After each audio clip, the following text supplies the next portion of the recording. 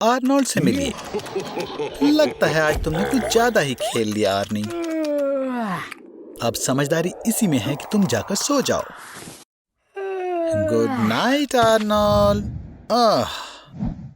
पूरा दिन video games खेलने के बाद तुम आराम से नहीं सो पाओगे। दिमाग पर इतना ज्यादा बोझ पड़ने के बाद कुछ बहुत बुरा भी हो सकता है, जैसे कि स्लीप पैरालिसिस। रैम स्लीप ऐसी हालत होती है जब आपकी बॉडी हिल डुल नहीं पाती। स्लीप पैरालिसिस में आपका दिमाग तो जाग जाता है पर मसल फ्रीज रहते हैं, तो आप देख और सुन तो सकते हैं पर हिल नहीं सकते। ऐसी हालत में आपको वहम होने लगते हैं और ऐसा लगता है कि कोई मॉन्स्टर आप पर बैठा हो, पर ऐसा ज्यादा देर नहीं रहता। क्या हुआ आर्नी? क्या तुम्हें अंधेरे में सोने से डर लगता है? धरती पर लगभग 10% लोगों को निक्टोफोबिया होता है, मतलब अंधेरे का डर। साइंटिस्ट का मानना है कि ये एक जेनेटिक दिक्कत है। हमारे पूर्वजों को डर रहता था कि रात में जंगली जानवर उन्हें खा न लें, इसीलिए अपने आप ही हमारा दिमाग अंधेरे में डरावनी चीजें सोचने लगता है। ओह, लगता है उस खिड़की के पीछे कोई है। हाँ, दुनिया में अगर सबसे बड़े डरपोकों की रैंकिंग होगी तो आर्नोल्ड तुम फर्स्ट आओगे। ये सारा डर हमारे दिमाग में एमिग्डाला में शुरू होता है। ये डर की फीलिंग इस छोटी सी 1.5 सेंटीमीटर जितनी जगह से शुरू होती है। कुछ ऐसे असली केसेस भी हैं जहां लोगों का एमिग्डाला अर्बक वाइट नाम की बीमारी की वजह से खराब हो गया, जिससे हमेशा के लिए डर लगना ही बंद हो जाता है। पर तुम्हारे मामले में ऐसा बिल्कुल नहीं है आर्नोल्ड। तुम्हें तो हर चीज से डर लगता है, अपनी खुद की परछाई से भी। ठीक है, मैं लाइट ऑन कर देता हूँ ताकि तुम्हें पता चले कि यहाँ कोई भी नहीं है।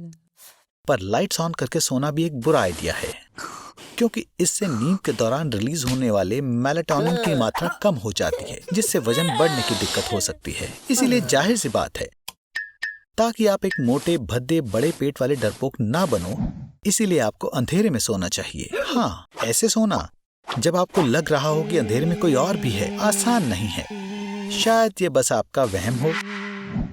ओह, या शायद नहीं भी। चींटियों को जलाना, क्या तुम आर्नोल्ड हो? क्या ये तुम्हें एक भगवान की तरह महसूस करवाता है? तुमने दुश्मनों को कमजोर समझ लिया। वाह, क्या विडंबना है, शिकारी ही शिकार बन गया। आर्नोल्ड, कांग्रेचुलेशन, तुम अब बहुत बड़ी जंग में हो।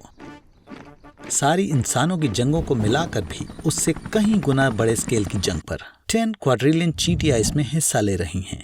क्या तुमने पहले कभी भी इतने नंबर्स देखे हैं? और तुमने कौन से नंबर्स देखे हैं? ओह, यहाँ देखो, चींटियां जंग के लिए तैयारी कर रही हैं। अगर चींटियां इंसान के साइज की हो जाएं, तो इंसानियत को एक मौका भी नहीं मिलेगा। आखिरकार एक आम चींटी भी एक 16 स्टोरी बिल्डिंग को उठाने के और उसे अपनी पीठ पर लेकर 55 किलोमीटर पर आवर की स्पीड पर भागने के काबिल होगी। और ये आ गए मेहमान। भागो शायद से आर्नोल्ड। ओह आर्नोल्ड, स्पेस में कोऑर्डिनेशन बनाना तुम इसमें कभी भी माहिर नहीं रहे हो। वैसे देखो, तुमने उन्हें एक सर्कल में घुमा दिया और लीडर को उनके अपने फेरोमोन ट्रेल में पॉइंट किया। अगर ये चींटियों के साथ हुआ होता तो एक मौत के जाल में फंस जाती। लगातार अपनी स्मेल को फॉलो करते हुए तुमने एक चींटियों का चक्कर बनाया है। लीडर अब इस ट्रूप को तब तक लीड करेगा जब तक वो सब थक कर मर नहीं जाती। तुम इन सब के लिए एक हीरो हो आर्नोल्ड। ये तुम्हें चींटियों की रानी से मिलवाना चाहते हैं, पर ये क्या है? ओह, तुम्हें पावर के लिए लड़ना होगा। कभी कभी शायद दूसरी रानी एंट हिल पर आ जाए, जिसकी वजह से दोनों रानियों के बीच एक जंग हो जाए। ये चुनने के लिए कि कौन एंट हिल पर राज करेगा। जंग के बाद चींटियां ये बताएंगी कि उन्हें कौन सी रानी ज्यादा पसंद है। True democracy. और फिर मेजॉरिटी माइनॉरिटी को खत्म कर देगी। मैं डेमोक्रेसी के बारे में अपने वर्ड्स वापस लेता हूँ, ध्यान से। आर्नोल्ड, तुम सच में लकी हो। अचानक से शासन बदलने पर भी तुम सरवाइव कर पाए। पर ये क्या है? तुम लाशों की बदबू से भरे पड़े हो और अब चींटियां तुम्हें भी मरा हुआ समझ रही हैं, इसलिए ये तुम्हें जिंदा ही दफनाने वाली हैं। आर्नोल्ड एक किसी काम ना आने वाला शमक था। उसकी आत्मा को शांति मिले। लगता है इफेक्ट खत्म हुआ। हाय आर्नोल्ड। वेल, अब तुम्हें चींटियों की दुनिया के बारे में ज्यादा पता है और इसलिए तुम क्या कर रहे हो? कितना मूर्ख है। आज उसकी छुट्टी का पहला दिन है और सोचना भी मत कि मुझे क्रैब के इस छोटे से टुकड़े के लिए बुरा लगेगा या आपके उसे आराम देने के लिए पूछने वाले कमेंट से मुझे फर्क पड़ेगा। किसी अनजान ने उसे लेक पर छुट्टी का फ्री इनविटेशन दिया। ये सच में बढ़िया जगह है, काफी सस्पिशियसली मिलती जुलती है। होली क्रैपोली, ये जेसन वोरहीज है। जेसन 7 फुट का लंबा, लड़ाई की खतरनाक भूख रखने वाला पागल आदमी है। भागने और छुपने की कोशिश करना बेकार है। उसके पास अपने शिकार के पीछे अचानक से प्रकट होने की खास शक्ति है। बचने का बढ़िया तरीका है हमला करना। उसके लिए जाल बिछाओ। बिजली में अटकने के बाद जेसन की खतरे से बचने की प्रतिरोधक क्षमता बढ़ गई थी, लेकिन उसके पास आरी के अलावा कुछ नहीं। गुड लॉर्ड, तुम हैंड ग्रेनेड वाले बंदर जैसे हो। मैं तुम पर किसी चीज में विश्वास नहीं कर सकता। क्या ट्विस्ट है? जेसन तुम्हें अपने अलावा किसी और मुमकिन तरीके से मरने नहीं देगा। तुम इतने खुश क्यों लग रहे हो? वोरहीज हमेशा दोबारा शुरू करता है, तो तुम्हें जल्दी से प्लान बी लाना होगा। अगर उसे नष्ट नहीं किया जा सकता तो तुम्हें उसकी चलने की शक्ति को कम करना होगा। तुम उसकी टांगों पर कंक्रीट डाल सकते हो और फिर वो तुम्हारे पीछे नहीं आ पाएगा। वैसे वहाँ एक परेशानी है, कंक्रीट को सख्त होने में बहुत घंटे लगेंगे। तुम्हें बस जेसन को देखना है और जब जब वो ठीक होना शुरू होगा तब उस समय उसके लिम्स को नुकसान पहुँचाना होगा। अब तुम हमेशा के लिए साथ हो। घुटनों पर निशाना लगाओ आर्नोल्ड। नुकसान बहुत ज्यादा होगा और ठीक होने में समय लगेगा। मुझे समझ नहीं आ रहा कि क्या हो रहा है। आर्नोल्ड, मैं तुम्हारा बाप हूँ। एशिया और यूरोप का खाना चखने के बाद वो कुछ और बढ़िया चखने के लिए अपने घर वापस आ गया। यहाँ बैठ जाओ और चुन लो कि तुम पहले क्या खाओगे। चलो भी आर्नोल्ड। इनी मीनी माइनी मो। एक बेबी कोबरा की एक बाइट 3 टन के एलिफेंट को मार सकती है। इसके पेट में लगभग बिल्कुल हवा नहीं है, लेकिन जब ये डुबकी लगाते हैं तो सांप 10 घंटे तक अपनी सांस रोक सकते हैं। गैस्ट्रिक जूस से 1.5 से 2 घंटे में पचा लेगा। जैसे कि ये चिकन था। जो कुछ भी रहता है उसे एनस से गुजरना होगा। ओह देखो, ये जहर है। अगर ये तुम्हारे खून के संपर्क में नहीं आता तो ये तुम्हें नुकसान नहीं पहुंचा सकता। What the hell. हालांकि जैसे ही ये अल्सर या एक कट में जाता है तो जहर का असर इंस्टेंट हो जाता है। पैरालिसिस, कन्वर्जन्स और 15 मिनट बाद तुम मर जाओगे अगर तुम एंटीडोट का इस्तेमाल ना करो तो। ठीक है, फ्रॉग को किसने आने दिया? 1 ग्राम फाइलोबेट्स जहर एक शहर के सभी लोगों को मार सकता है। क्या एक छोटे जानवर को इस फ्रॉग की ट्रेल पर पैर रखना चाहिए? टॉक्सिन उसे तुरंत मार देगी। अगर तुम अपनी त्वचा पर जहर की एक छोटी सी बूंद भी डालते हो, बूम, तुम मर गए। फ्रॉग पेट में जाने के 30 सेकंड बाद मरेगा और 10 मिनट की दर्दनाक मौत तुम्हारा इंतजार कर रही होगी। और जहर के लिए कोई एंटीडोट नहीं बनी, इसलिए तुम ढूंढना बंद कर सकते हो। और अगर स्कॉर्पियन का जहर फाइलोबेट्स जहर में मिल जाए तो इसकी ताकत 12 गुना बढ़ जाएगी। कोई आखिरी इच्छा है? क्या तुम चाहते हो कि व्यूअर्स इसे सब्सक्राइब और लाइक दें? आर्नोल्ड, सबको हेलो बोलो और गुड बाय भी, क्योंकि अब मैं 1 नैनो सेकंड के लिए तुम्हारे दिल की धड़कन रोक दूंगा। शांत रहो मूर्ख, ये सब साइंस की खातिर है। दिल एक ऐसा पंप है जो खून को पूरे शरीर में 25 माइल्स या 40 किलोमीटर पर आवर की स्पीड पर घुमाता है। रास्ता जो खून ट्रेवल करता है वो 1 लाख किलोमीटर से भी ज्यादा है। और अगर ये सब वेसल्स को सिंगल लाइन में रखें तो वो ग्लोब के आसपास 2 बार लिपट जाएंगी।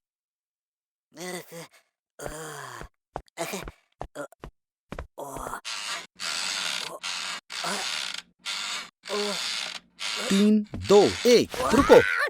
हा, क्या तुमने अपनी पैंट में सुसु कर दिया? दिल को कॉन्ट्रैक्ट होने में 4 सेकंड लगते हैं और उतना ही रेस्ट करने में। अगर हम एवरेज लोगों की जिंदगी में सारे पॉजेस को जोड़ दें तो ऐसा पता लगेगा कि दिल 20 साल से ज्यादा के लिए रेस्ट करेगा। इसलिए कोई भी 1 नैनो सेकंड के लिए थोड़े से पॉज को नहीं नोटिस करेगा। लेकिन मैंने पहले ही देख लिया कि इसे कैसे ठीक करना है। ध्यान से देखो, दिल 2 मंजिला घर से मिलता जुलता होता है। वहाँ ऊपर 2 कमरे होते हैं जिन्हें राइट और लेफ्ट आर्टरिया कहते हैं और नीचे वेंट्रिकल। इसके नॉर्मल मोड में आर्टरियम से खून वेंट्रिकल में इतने प्रेशर के साथ पुश होता है कि खून 9 100 मीटर से ज्यादा शूट होगा या लगभग 30 फीट।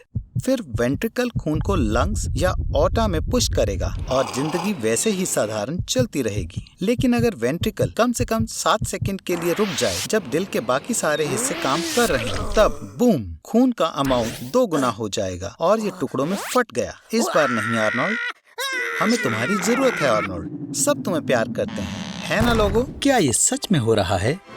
आर्नोल्ड, क्या तुम शादी कर रहे हो? दुनिया में एक नई महामारी चली है।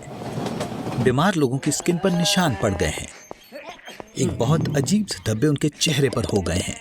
वो लगातार खांसते रहते हैं और उनके आगे के दांत गिर जाते हैं। आइसोलेटेड ना होना पड़े, इसलिए लोग मास्क पहनकर ब्लैक मार्केट से वैक्सीन लेने जा रहे हैं। जानबूझकर अपने आप को मुश्किल में डाल रहे हैं क्योंकि वैक्सीन अब तक अप्रूव नहीं हुई है। पर वो ऐसा इसलिए कर रहे हैं जिससे कि वो पहले की तरह अपनी आम जिंदगी जी सकें। आर्नोल्ड, तुम यहाँ क्या कर रहे हो?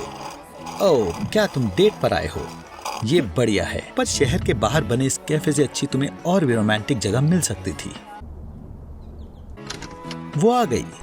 वाओ, तुमने उसके तुम्हारे साथ यहाँ डेट पर आने के लिए क्या कहा?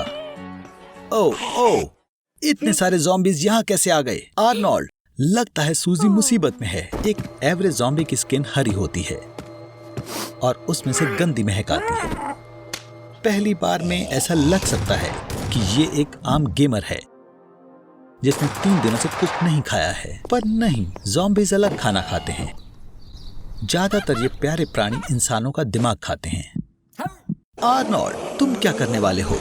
वाओ, इसे कहते हैं एक गन। ये कौन है? वाओ, ये नहीं हो सकता। ये चक नॉरिस है और उसके पास बहुत सारे हथियार हैं। अब तो ये सब गए। याइक्स, ये मेरे लिए भी बहुत खतरनाक है, पर बहुत बढ़िया है। ब्लाइमी, यहाँ कितने सारे ज़ॉम्बीज़ हैं। लगता है बस ये पहलवान ही बचा है। तुम इसे पंच कहते हो। इसे कहते हैं पंच। लगता है ज़ॉम्बी अटैक से तुम्हारी डेट कैंसिल हो गई है। आर्नोल्ड, सूजी को मत भूलना। क्रिकी, क्या वो अमर है? चक, गाड़ी चालू करो। हाँ, ये सही था। ओह नहीं, देखो आर्नी, तुम्हारे और सूजी में कुछ कॉमन है। बिल्कुल तुम्हारी तरह उसकी उंगलियां भी कट गई। लगता है वो बीमार हो रही है। जल्दी कुछ करो, हमें उसको बचाना होगा। तो ये आदमी हमें बचा सकता है। ये आखिर है कौन? ग्रिगोरी रेस्पुटिन, 20वीं सदी का सबसे रहस्यमय इंसान। उसके पास हिप्नोटिक एबिलिटीज हैं और घाव भरने वाली शक्तियां भी। कितनी अजीब जगह है।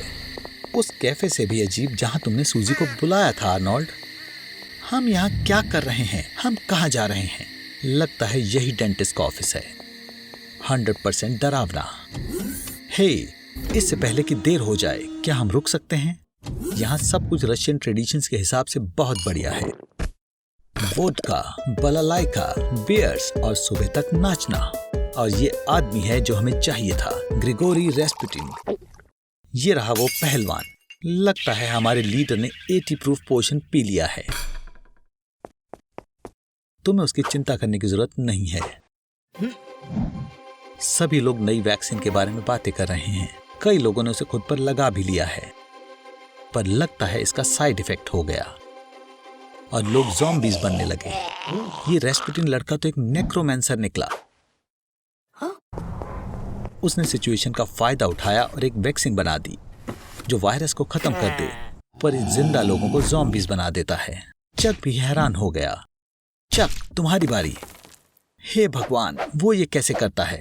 वो वॉकर टेक्सास रेंजर से भी बढ़िया है। तो वैन डैम ने इससे लड़ना सीखा था। ओह, तो वो आ गया। इस पहलवान को हराना आसान नहीं होगा। आर्नी, अब बस तुम ही बचे हो। याद रखो जो सब मैंने सिखाया था, और सबसे जरूरी कि कोई दुश्मन नहीं। आर्नोल्ड, क्या तुम? मुझे पता था। गुड बाय आर्नोल्ड, तुम अच्छे लड़के थे। ओह, अब मैं समझा। कितना अच्छा ट्विस्ट है। आर्नोल्ड, मैं तुम्हें मुबारक देता हूँ। अब तुम्हारी शादी होने वाली है, चाहे ज़ॉम्बी से ही, लेकिन तुम भी एक ज़ॉम्बी हो। पर इसमें अलग क्या है? हेलो आर्नोल्ड, तुमने हमारे साइंस शो के दौरान बहुत टेलीपोर्ट किया है, पर क्या तुमने कभी ऐसा सोचा कि टेलीपोर्ट कैसे काम करता है? समय के जरिए ट्रेवल करने के बहुत सारे तरीके हैं। चलो वॉर्म होल के साथ शुरू करते हैं। तुम कहाँ जाने के सपने देख रहे थे? ऑस्ट्रेलिया में? कोई बात नहीं, अंदर आओ। एक wormhole space time continuum वाली एक टनल है जो थियोरेटिकली आपको कुछ ही सेकंड में दुनिया के किसी भी पॉइंट पर भेज देगा, पर समय रिलेटिव है आर्नी, और तुम्हें इसमें शायद कुछ ही सेकंड लगेंगे, पर पृथ्वी पर दशक बीत सकते हैं। बधाई हो आर्नी, तुम ईयर 2050 में ऑस्ट्रेलिया में हो। यह थोड़ा अनकंफर्टेबल है। हाँ, और अगर तुम्हें एक ही समय पर घूमने की जरूरत है तो क्या होगा? क्वांटम टेलीपोर्टेशन इस मामले में मदद कर सकता है। आपके शरीर में 100 ट्रिलियन सेल्स होते हैं, जिनमें हर एक में 100 ट्रिलियन एटम होते हैं, और हर एटम में छोटे पिन पॉइंट पार्टिकल्स होते हैं, क्वांटा, जो तुम्हें बड़े डिस्टेंस को टेलीपोर्ट करने में मदद कर सकता है। किसी ऐसे इंसान को ढूंढना बहुत अच्छा होता है जो आपको क्वांटम टेलीपोर्टर बनाने में मदद कर सके। खैर, देखो यहाँ कौन है, रिक और मॉर्टी। आर्नी उनकी ड्राइंग लेता है। उनकी मदद से तुम यूनिवर्स में कहीं भी बहुत तेज मूवमेंट के लिए डिवाइस बना सकते हो, और यहाँ तक कि कई दूसरी यूनिवर्स में भी। अब जब टेलीपोर्टर तैयार है, बॉक्स में आ जाओ और ध्यान रखना कि अंदर कोई ना हो। खैर, इतनी देर आर्नोल्ड, क्वांटम टेलीपोर्टेशन में ओरिजिनल बॉडी मर जाती है और डेस्टिनेशन पॉइंट पर एक डुप्लीकेट बनाई जाती है। तुम्हारे मामले में कोई बड़ा नुकसान नहीं हुआ। वाओ, मैंने तुम्हें कहा था टेलीपोर्ट के दौरान तुम्हें बूथ के अंदर अकेले रहने की जरूरत है। लेबोरेटरी में कुछ छूना मत। तुमने क्या किया? तुम्हारा डीएनए, जो एक बिच्छू के साथ हाइब्रिडाइज था, जो सैटेलाइट सिस्टम के जरिए ट्रांसमिटेड था, और प्लेनेट के सभी निवासियों को ह्यूमन स्कॉर्पियन हाइब्रिड्स में बदल दिया। तुमने डायमेंशन C-137 को डिस्ट्रॉय कर दिया है। You stupid idiot. आर्नी, रिक और मॉर्टी असली यूनिवर्स में वापस आ गए होते, जहाँ म्यूटेंट्स मौजूद नहीं होते, पर तुम ऐसा कई बार कर सकते थे। मुझे नहीं लगता कि हम देखना चाहते हैं कि इस यूनिवर्स में आर्नी के साथ क्या होता है। बेहतर होगा कि हम ऑस्ट्रेलिया वापस जाएं। सौभाग्य से मैंने आर्नोल्ड के क्वांटम डेटा को बचा लिया, और इसलिए मेरे पास उसके बेकार शरीर को रिकवर करने की क्षमता है। आर्नी, तुम्हें 2018 में अपने घर की डायरेक्शन में वॉर्म होल के जरिए जाना चाहिए, जब तक यह बंद नहीं होता, और अपने शरीर के ब्लूप्रिंट मत भूलना। ऐसा लगता है कि अब हमें पता है कि मानवता 2050 में टेलीपोर्ट को कैसे बनाएगी। हे भगवान, ये तो खतरनाक डायनासोर है। ओह आर्नोल्ड, तुमने मुझे डरा दिया। तो तुम पैलियो हिस्ट्री म्यूजियम घूमने आए हो। ये कितना कूल है। नरूटो का ओरोचिमारू भी यहाँ है। मैंने सुना है कि उसे लोगों को जिंदा करने के सीक्रेट्स पता है, और वो मरी हुई चीजों को जिंदा कर सकता है। ये क्या? नहीं, वो ये डायनासोर्स पर इस्तेमाल कर रहा है। भागो बेवकूफ लोगों, डायनासोर्स बहुत खतरनाक होते हैं, फिर चाहे वो हर्बीवोरस हों, कार्निवोरस हों, या ये वाले रेडिकल डायनासोर्स हों। ये बहुत ज्यादा गुस्सा होते हैं, और आप भी होंगे अगर आपने 66 मिलियन ईयर से कुछ खाया ना हो। अब वो ये देखकर और ज्यादा गुस्सा हो रहे हैं कि उनकी अगली जनरेशंस के साथ इवोल्यूशन के दौरान क्या हुआ। दुनिया के सभी लीडर्स ने मार्शल लॉ लगा दिया है। डायनासोर्स के बर्ताव के बारे में काफी कम जानकारी है, और लगता है उन्होंने जो सबसे अच्छा सॉल्यूशन सोचा है वो है एक पागल टर्की स्पेशलिस्ट हायर करना। ये हमला! डायनासोर्स ने अर्थ पर 160 मिलियन ईयर्स तक राज किया, पर मेटेरॉइड के गिरने से इवोल्यूशन पूरी तरह बदल गया, और हमारे पूर्वज मैमल्स का विकास हो पाया। अब सबसे ताकतवर ही बचेगा। पर अब आखिर में क्या हो रहा है? रुको, शायद मैं समझ गया। पिछले 66 मिलियन ईयर्स में अर्थ का क्लाइमेट काफी ठंडा हो गया है, और एटमॉस्फेयर में कार्बन डाइऑक्साइड की मात्रा बदल गई है। ऐसा लगता है कि डायनासोर्स यहाँ और नहीं रह सकते, और वो फिर से एक बार मरने वाले हैं। क्या करें? थ्योरी के हिसाब से हम जुरासिक पार्क बना सकते हैं। हम उन्हें खिलाएंगे और आर्टिफिशियली क्लाइमेट को बनाए रखेंगे, और दुनिया भर से यहाँ टूरिस्ट के आने से बहुत फायदा होगा, और यहाँ से एग्स और मैन्योर की सबसे ज्यादा सप्लाई होगी, मतलब डायनासोर पूप। पर फिर से एक आम डायनासोर एक दिन में कई टन घास खा जाता है, या 100 किलोग्राम से भी ज्यादा मीट। ऐसा हुआ तो डायनासोर पार्क की सारी घास खा जाएंगे, और फिर शायद एक दूसरे को भी खाना शुरू कर दें, जब तक वो दोबारा ना मर जाएं। चाहे तुम कुछ भी कर लो, डायनासोर्स हमारे वक्त में नहीं जी सकते। क्या तुम सच में उन्हें बचाना चाहते हो आर्नी? सिर्फ एक ही ऑप्शन है, डायनासोर को उनके समय में उनकी असली दुनिया में वापस भेजना। गुड बाय करने का वक्त आ गया है आर्नी। कम से कम वो वहाँ अच्छे से रहेंगे।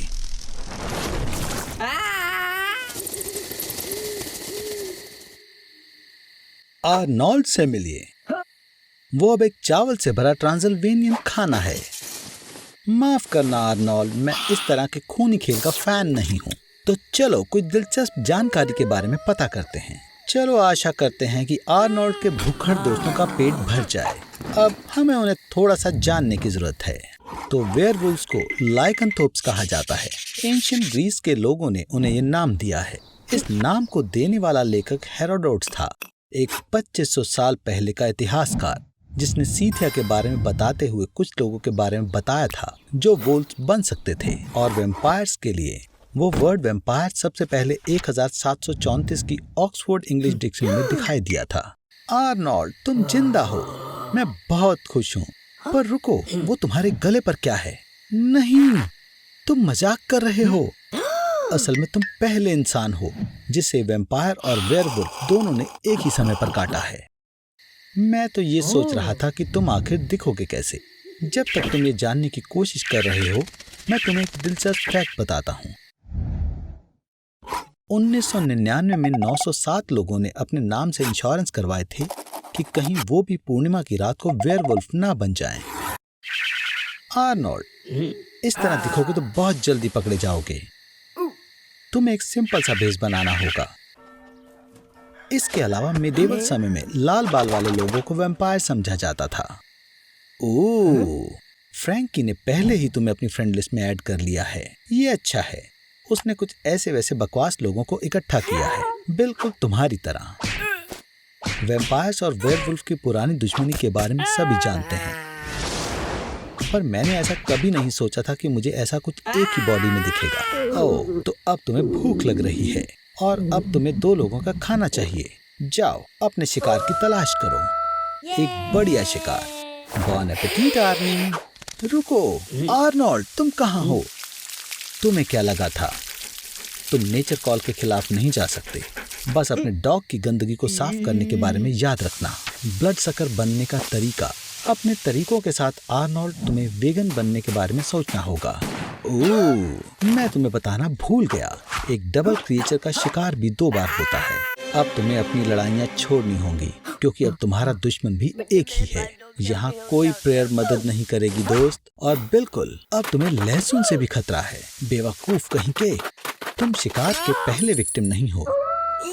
16वीं सदी में फ्रेंच पार्लियामेंट ने सभी शेप शिफ्टर्स को खत्म करने के लिए कानून बनाया था, और नतीजे में 1530 से 1630 के बीच में फ्रांस के 30,000 से भी ज्यादा लोग मारे गए, जिन्हें वेयरवुल्फ समझा जाता था। शहर में बवाल मचा हुआ है। 2 जायंट्स किंग कॉन्ग और गॉडजिला लड़ रहे हैं। गुड मॉर्निंग आर्नोल्ड, आज के तुम्हारे क्या प्लान्स हैं? शायद से आज का प्लान है मरने से बचना। क्या तुम डर गए आर्नोल्ड? पर क्या हो कि अगर ये बस नकली हो? क्या हो अगर मैं तुम्हें बताऊं कि अर्थ पर ना किंग कॉन्ग और ना ही गॉडजिला जिंदा रह सकता है? ये बहुत सिंपल है। देखो, दुनिया का सबसे लंबा आदमी रॉबर्ट पर्शियन वार्डलो था। उसकी लंबाई 2 मीटर 72 सेंटीमीटर थी और वो सिर्फ 22 साल के लिए ही जिंदा रहा। उनको जिगेंटिज्म नाम की बीमारी थी। इस बीमारी में दिमाग बहुत ज्यादा ग्रोथ हार्मोन छोड़ता है, इसलिए इंसानों के विकास की प्रोग्रेस में लंबाई और वजन के नॉर्म्स बनाए गए हैं और उनमें किसी भी बड़े अंतर को एक बीमारी माना जाता है। इन सब का सबसे ज्यादा तनाव दिल को झेलना पड़ता है, क्योंकि उसे 5 की जगह 15 लीटर ब्लड सर्कुलेट करना पड़ता है और दिल इतना ज्यादा तनाव ज्यादा समय तक नहीं झेल पाता। लेकिन इस फैक्ट का क्या कि अर्थ पर व्हेल जैसे भी बड़े जीव हैं और सब कुछ आसानी से समझाया जा सकता है। पानी की डेंसिटी हवा की डेंसिटी से ज्यादा होती है और वो लगभग इंसान की डेंसिटी के बराबर होती है। तभी हम सॉल्ट वाटर पर तैर पाते हैं। इसका मतलब हैबिटेट खुद जीवित चीजों के वजन को सपोर्ट करता है, जैसे कि वेल्स, जिनके पूर्वज 50 मिलियन साल पहले हूफ्स वाले डॉग जैसे दिखते थे। हमारी दोस्त ग्रेविटी की वजह से वैसे ही गॉडजिला और किंग कॉन्ग इस अर्थ पर एग्जिस्ट नहीं कर सकते। पर चलो मान लेते हैं कि हमने ग्रेविटी को बंद कर दिया ताकि scientifically king Kong and Godzilla रह सकें। तो अर्थ पर सारी चीजें जो फिक्स नहीं है वो उड़कर स्पेस पर चली जाएंगी। इसमें इंसान भी आते हैं। जो भी खुले में पाया जाएगा वो भी उड़कर ऊपर चला जाएगा। और कुछ किस्मत वाले लोग जो कमरे के अंदर हैं वो कुछ देर तक जिंदा बच पाएंगे, जब तक कि घर उड़ने नहीं लग जाते। और अंत में हमारा अर्थ पूरा टुकड़ों में टूट जाएगा। इसका मतलब अर्थ को तबाह करने के लिए तुमको 2 जायंट्स की लड़ाई का इंतजार नहीं करना होगा। तुम्हें बस सिंपली ग्रेविटी बंद करनी होगी। अब जरा सोचो, अगर तुम्हारे 2 सर होते तो तुम बहुत मशहूर होते, तुम्हारी जिंदगी कई ज्यादा दिलचस्प होती, तुम होशियार होते और आखिरकार तुम अच्छे से बाइक चलाना सीख पाते। देखो, बिल्कुल वैसे ही इंसान, सर्कस रिंग का मास्टर।